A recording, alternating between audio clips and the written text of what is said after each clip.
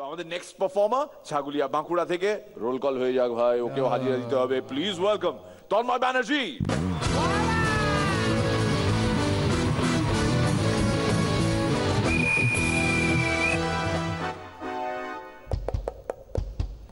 ভাল লাগছে দেখতে। নমস্কার সবাই, কেমন আছেন? বটে তো চোরকাদা ভিখারি হয়ে গেছে, তো সেদিনকে একটা মন্দিরের সামনে যে প্রার্থনা করছে, হে 33 কোটি দেব দেবী, আমি আপনাদের কাছে তেমন কিছু চাই নাই, 1 টাকা করে দিলেই হবে। চারানা আটানা দিলেও প্রবলেম নাই। ভালো কথা তো সবারই ভালো লাগে, কিন্তু যখন কোনো খারাপ কথা আপনার ভালো লাগতে শুরু করে দিবে, তার মানে জানবেন আপনি প্রেমে নিশ্চয় হাবুডুবু খাচ্ছেন না, আপনি মিরাকেলের সেটে থাকুন বসে এসেছেন। তো সেদিনকে নিতিন দা একটা লাল হলুদ গেঞ্জি পরে কৌশিকদার বাড়িতে যে হাজির, তো গিয়ে বলছে দেখো দেখিনি আমার কেমন দেখতে লাগছে। বলছে ওরে নিতিন তুই পালা পালা। বলছি বাবা অমন করে বলছো কেন গো? বলছে তোকে দেখে মনে হচ্ছে যেমন কয়লা খনিতে আগুন লেগেছে রে।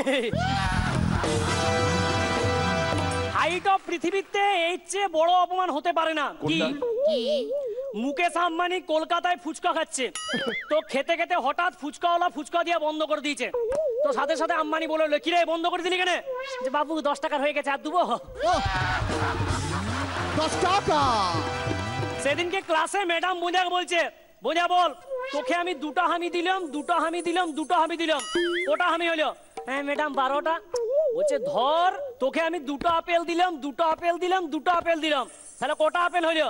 বলছে ম্যাডাম 6টা। বলছে এই তো ঠিক বলেছো, এবার তাহলে বল তোকে আমি 2টা হামি দিলাম, 2টা হামি দিলাম, 2টা হামি দিলাম, কটা হামি হলো? যে ম্যাডাম 12টা। বলছে হত ছাড়া আগের বারও তো ঠিক বলেছিলি 6টা, এটাও তো 6টা হবে। ম্যাডাম আপনি হামি দিয়ে যান, আমি কি এমনি এমনি ছাড়িয়ে দেবো? কিছু কিছু মেয়েদের একটা কমন রিঅ্যাকশন দেখবেন এমনি করা। তো সেদিনকে একটা ছেলে তার গার্লফ্রেন্ডের কাছে গিয়ে বলছে যে দেখো তুমি এগুলো একদম করবে না, আমি কিন্তু এগুলো একদম পছন্দ করি না। ইমা তাই? বলছে দেখো আমি কিন্তু প্রচন্ড রেগেছি, তুমি এগুলো প্লিজ করবে না। ইমা কেন? বলছে দেখো আমি প্রচন্ড রেগেছি, প্লিজ এগুলো একদম করবে না। ইমা তুমি রেগে যাচ্ছ? দেখো আমি প্রচন্ড রেগে যাচ্ছি, আমার মাথা গরম হয়ে যাচ্ছে। ইমা রাগলি তোমাকে না ভীষণ কিউট লাগে।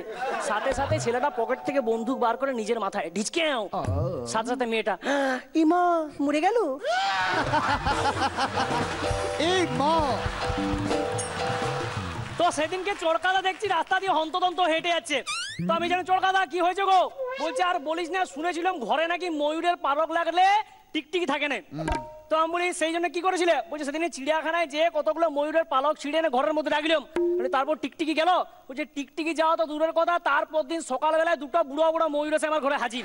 বলে ওরা এসে কি বলছে গো?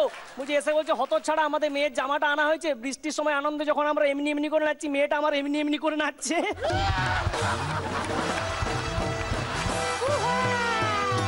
চরকাদার মাধ্যমিক জীবনের ছোট্ট প্রেম কাহিনী। চরকাদার তখন 2 বছর বয়স, মেয়েটা তখন জন্ম নিল।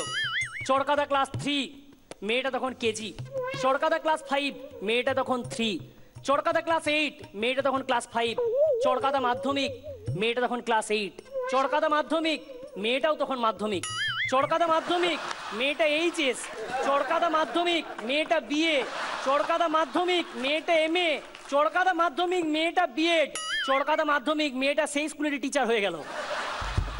আর ক্লাইম্যাক্স, মেয়েটার আজ বিয়ে, কিন্তু চরকাদা যেতে পারবে না, কারণ আজ চরকাদার মাধ্যমিক পরীক্ষা।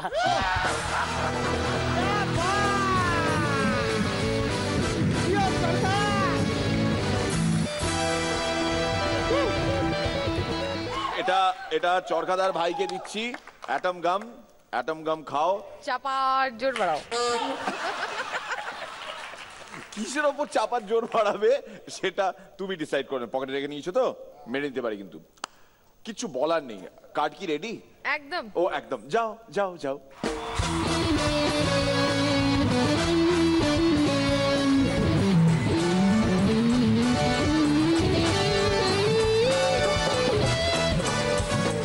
ডিসেম্বর মাসের এই 13 তারিখ আজকে আহ্লাদে আটখানা করলো জাজদের তন্ময় ব্যানার্জি ফ্রম ছাগুলিয়া বাঁকুড়া। এইভাবে মাসে, গোটা মাস জুড়ে আমরা ক্যালকুলেট করব, দেখব কে ম্যাক্সিমাম বার পেলো এই কার্ড, কে বা কারা। তার হাতে বা তাদের হাতে তুলে দেওয়া হবে 25,000 টাকার চেক, কার্টসি ডক্টর দেবব্রত সেনস পরম্পরা আয়ুর্বেদ। And of course আমাদের চার মেন্টর্স ডক্টর কৃষ্ণেন্দু যিনি আজকে অ্যাবসেন্ট, সঙ্গে সঙ্গীত অর্ণব এবং শাওনের জন্য থাকছে ডক্টর দেবব্রত সেন পরম্পরা আয়ুর্বেদের তরফ থেকে 2 লক্ষ টাকার পুরস্কার। পরান্দা কোন সে জাদু আহা করলো তোকে আহা এমন বাংময়, তোর কথা শুনে আমরা সবাই হলাম তন্ময়।